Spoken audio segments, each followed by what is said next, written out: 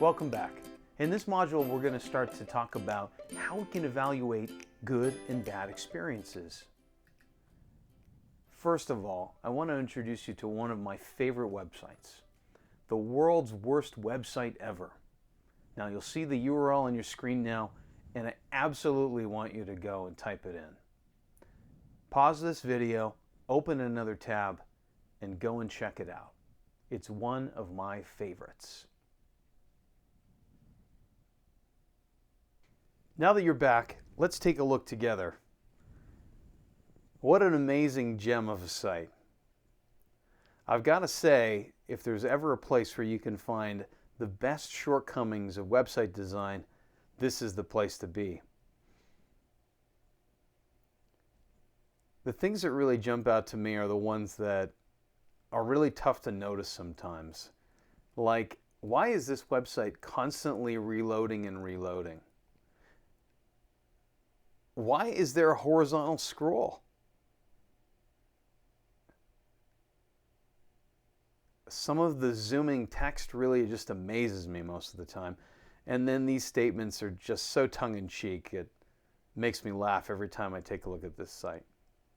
It really is one of my most favorite websites for sharing with students.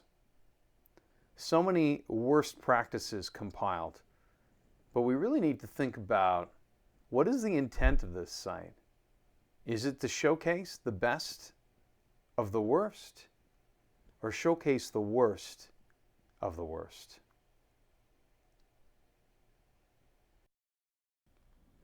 Now that you've reviewed the world's worst website ever, I want to tell you a little story. Here's a photo of two people who are near and dear to me, my parents, Molly and David. This is a photo of them running the Pride and Remembrance Run here in Toronto.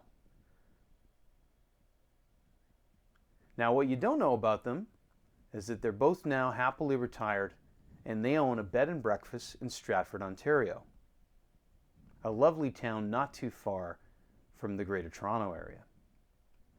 And when they purchased that business, they sent me a message. They said, "Matt, we bought a bed and breakfast, and it came with a website."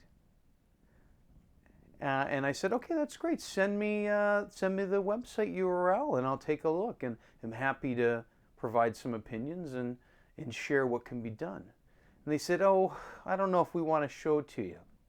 I said, "Now, why not?" I said, "Well, it needs a little bit of work." And I've got to say that a little bit of work was an understatement. Let me introduce you to the world's worst bed and breakfast website. And I encourage you to take this website URL, type it into another browser window, pause this video, and go and take a nice look. We'll see you in a few minutes. Let me take a few minutes just to walk you through the world's worst bed and breakfast website. This is the Shady Nook in Stratford, Ontario. And this is the landing page for the Shady Nook's website. A stellar design.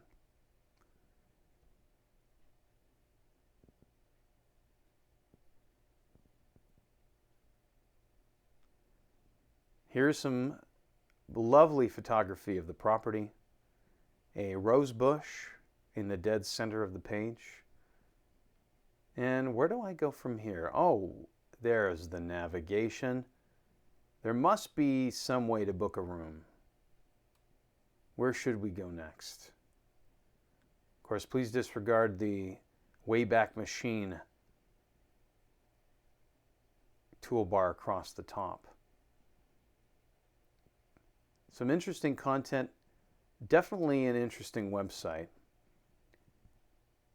And what I'd like you to do is to take a deep dive into it. Find some of the hidden gems of usability that are causing the most issue. And of course, look a little bit further than that, and it's not tough to find some pretty major problems with this site. Make a list of 10 user experience issues that you can find on the world's worst bed and breakfast website.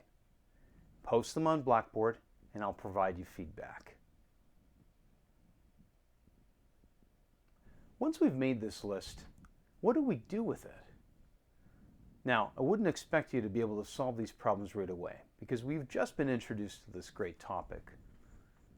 But a lot of what happens when we solve these problems in the digital space is we look to other competitors. We look to common experiences that we see.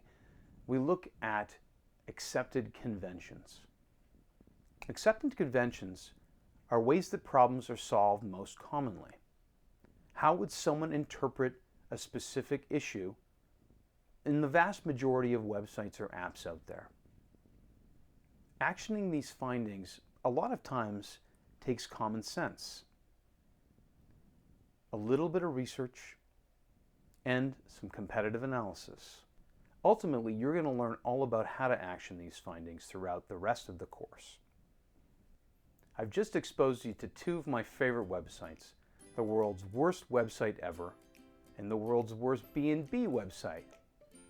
And we've reviewed some of the worst practices that can be undertaken when it comes to the digital space. Now, just in case you were wondering, the Shady Nook website was fixed and it was replaced, and my parents are happily the owners of a new Shady Nook website. And I encourage you to book a room and go visit them and take in some of that Stratford experience. We'll see you in the next module.